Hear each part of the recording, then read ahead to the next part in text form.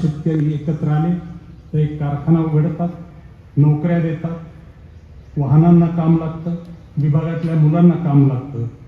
तर ही सामूहिक आणि सहकारी शक्ती एकत्रितकरण जर केली तर ज्या मुलींनी आता उद्याचा भारत बोलले, त्या करळे मुलींनी खूप सुंदर भाषण केलं की आदरणीय नेते यशवंतरावजी, वसंतराव नाईक वगैरे नावं घेतले. बेटे ते सुद्धा लोकांच्या मतातूनच निवडून आले होते आणि आत्ताची नेते सुद्धा लोकांच्या मतातूनच निवडून येतात. कुठं मतदारांनी सुद्धा थोडा विचार करावा, आपलं काही चुकाय लागले का. लोकप्रतिनिधी, मग तो गावचा सरपंच असो, जिल्हा परिषदचा असो, आमदार असो, खासदार असो, हा लोकांच्या मतातून येतो. म्हणून जबाबदारी आपली सुद्धा चांगले लोकप्रतिनिधी निवडून देण्याची तेवढीच बनते, लोकप्रतिनिधीला शिव्या घालण्यापेक्षा. गिरगाववाल्याचं तर गणित मला कळालंच नाही. शंकरराव म्हणले पाणी दिलं, गिरगावला पाणी दिलं. शंकररावांच्या आग्रहामुळं प्रायमरी हेल्थ सेंटर दिलं. गावातलं नेतृत्व होतं तेव्हा मी 8 दिवसाला गिरगावला येत होतो. एकदाही सडक धड नव्हती. गेल्या 10-15 वर्षात देवीदासनं थोडा कारभार हातात घेतला. मला वाटतं तेव्हा पहिल्या वेळी रोड झाला गिरगावला चांगला, बरोबर देवीदास. आणि त्यावेळी आम्ही परभणी जिल्ह्याचं नेतृत्व करत होतो, मात्र गावाला रस्ता नीट येऊ शकत नव्हतो. ह्या वेगवेगळ्या परिस्थिती असतात, या तपशिलात जाण्याचं फार कारण नाही. पण गिरगावचं खरंच वेगळेपण आहे की ज्या गावाला कॅनॉलचं पाणी दिलं, ज्या गावाला आरोग्य केंद्र दिलं, जिथल्या शाळांना सुधारण्याची इन्फ्रास्ट्रक्चर दिलं, रस्ता दिला, त्या गिरगाववाल्यांनी 2004च्या निवडणुकीत मला दिली 1400 मतं. आणि पाणी दिलं, आरोग्य केंद्र दिलं, वेगळ्या संस्था दिल्या, पुढच्या निवडणुकीत दिले 900 मतं. त्याच्यामुळं गिरगाव एक अभ्यास करण्यासारखं गाव आहे. निश्चित याच्यावरही मी पुढे अभ्यास करेन. विद्यार्थी मित्रांनो, माझ्या शिक्षणाचा काळ आणि तुमच्या शिक्षणाचा काळ याच्यामध्ये खूप फरक आहे. आम्ही त्यावेळी पास झालो की नोकरी लागत होती. महाराष्ट्र स्वतंत्र झाला त्यावेळी केवळ महाराष्ट्रामध्ये 11 कॉलेजेस होते आणि 50-60 हायस्कूल्स होत्या. आज एकेका तालुक्याला एवढी संख्या झाली. संख्या वाढली, पण दर्जा सगळ्या शाळांमध्ये चांगला आहे असं नाही. त्याच्यामुळं बहिर्जी शिक्षण संस्थेच्या सर्वच सदस्यांचा प्रयत्न असतो की बहिर्जी शिक्षण संस्थेमध्ये दर्जेदार शिक्षण कसं द्यावं. माझी शिक्षक मंडळींना विनंती की आपण कधीतरी 25-30 वर्षापूर्वी घेतलेल्या नॉलेजवर आजही शिकवतो. जरूर ते शिकवा, पण आज काय चाललंय, जगामध्ये काय बदल होत आहेत, शिक्षणामध्ये काय बदल होत आहेत, उद्या विद्यार्थ्याला कुठलं प्लॅटफॉर्म योग्य राहील. सगळ्यांना नोकऱ्या मिळू शकणार नाहीत, पण मग त्यांना शिक्षणाबरोबर व्यवसायाचं ज्ञान, तंत्रज्ञान, आर्टिफिशियल इंटेलिजन्स हे सुद्धा आपण शाळामध्ये थोडं शिकवा. मी इन्फ्रास्ट्रक्चर कुठलंही तुम्हाला कमी पडू देत नाही. तुम्हाला डिजिटल क्लासरूम्स, भविष्यात चांगल्या ज्या काही व्यवस्था आहेत, रोबोटिक लॅब पाहिजे असतील त्या देतो. पण तुम्ही शिकायची तयारी ठेवा.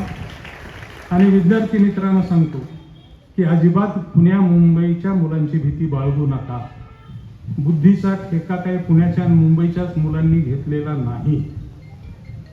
तुमची बुद्धी सुद्धा त्यांच्या बरोबरीनं आहे. फक्त तिला पालकांनी, शिक्षकांनी आणि ज्ञानानं थोडी विकसित झाली, थोडी हवा, थोडी हुंकर जर दिली तर तुम्ही सुद्धा उद्याच्या स्पर्धेमध्ये टिकण्यासारखी विद्यार्थी आणि नागरिक होऊ शकता, हा मला आत्मविश्वास आहे. म्हणून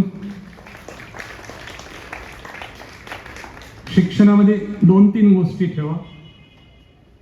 आपलं कॉन्सन्ट्रेशन लागतंय का नाही. वर्गात बसलो तर सर सांगतायत हे जे नीटपणे 40 मिनिट ऐकतात, कॉन्सन्ट्रेशन, एकाग्रता ठेवतात, तसंच सातत्य ठेवलं पाहिजे, कंटिन्युटी ठेवली पाहिजे आणि नवं ज्ञान घेतलं पाहिजे. काही तुमचा बुद्धिअंक आणि पुण्याच्या बुद्धिअंकांच्या मुलामध्ये फरक नाही. मी अपेक्षा करतो की भविष्यात तुम्ही हे कराल आणि मोठे नागरिक व्हाल. शिक्षण आज इतकी अवस्था झाली की जसे क्वालिफाईड, जसे टेक्निकल लोक पाहिजेत तशी माणसं मिळत नाहीत. डिग्री होल्डर खूप आहेत, BA, BSc, BCom झालेली मुलं खूप आहेत, पण इंडस्ट्रीला जसा पाहिजे, बँकिंगला जसा पाहिजे, डेअरीला जसा पाहिजे, पोल्ट्रीला जसा पाहिजे, बिझनेसला पाहिजे, AI मध्ये पाहिजे तशी माणसं मिळत नाहीत. त्या कंपनीजला, त्या बँकांना या मुलांना स्वतंत्र परत 6-6 महिने ट्रेनिंग द्यावं लागतं. तर हे शिक्षण घेण्यासाठी आम्हाला आमच्या वेळी फक्त आई वडील, मोठे भाऊ, शिक्षक ही 2-4च दारं खुली होती. आज तुमच्यासाठी कम्प्युटर नॉलेज, गुगल नॉलेज हे ओपन झालेलं आहे आणि knowledge is at your door steps, at your steps.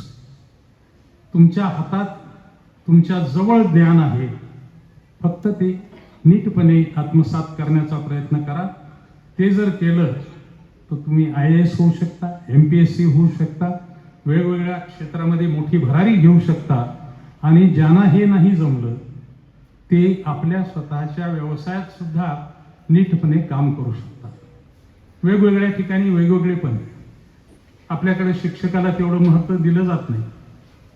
फिनलँडमध्ये शिक्षक हा सगळ्यात जास्त पगार आणि जिल्हाधिकाऱ्याची निवड लोक करणार नाहीत नोकरीला, शिक्षकी पेशाला ज्ञान देतात.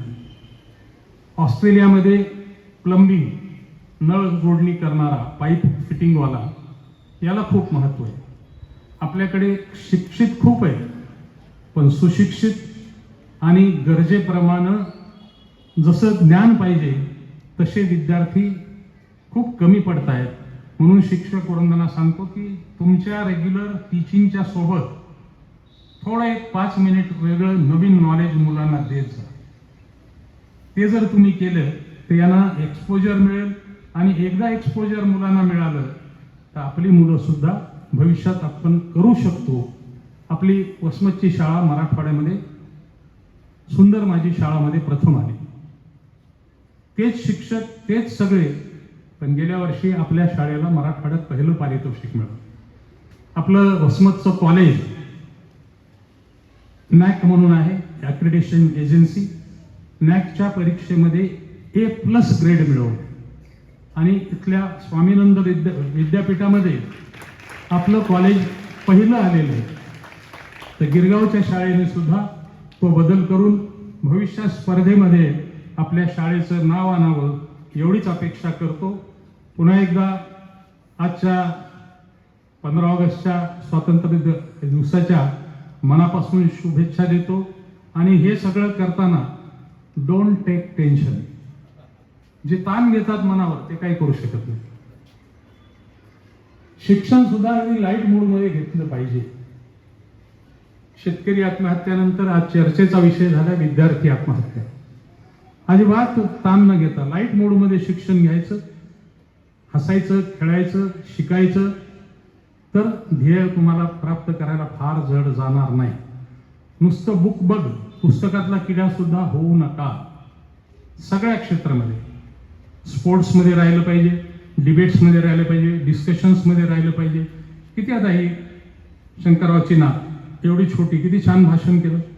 करेज केलं तर तुम्ही सुद्धा करू शकता. आत्ता कराळे मुलगी खूप सुंदर बोलली, म्हणजे मोठ्या माणसांनी शिकावं असं तिचं भाषण होतं. ते तुम्ही सुद्धा करू शकता, पण त्याला जबरदस्त इच्छाशक्ती पाहिजे आणि ती तुमच्यात निर्माण झाली तर काहीही अवघड नाही. पुन्हा एकदा शुभेच्छा देतो. मुख्याध्यापक आणि कराळे साहेब या सर्वांनी या कार्यक्रमात सामील होण्यासाठी निमंत्रण दिलं, गिरगावकरामध्ये बसायला मिळालं, त्याबद्दल तुमच्या सगळ्यांचे आभार मानतो आणि माझे 2 शब्द संपवतो. जय हिंद, जय महाराष्ट्र. आज या ठिकाणी भारतीय स्वातंत्र्य दिन आणि गिरगावच्या प्राथमिक विभागाच्या इमारतीचं उद्घाटन सोहळा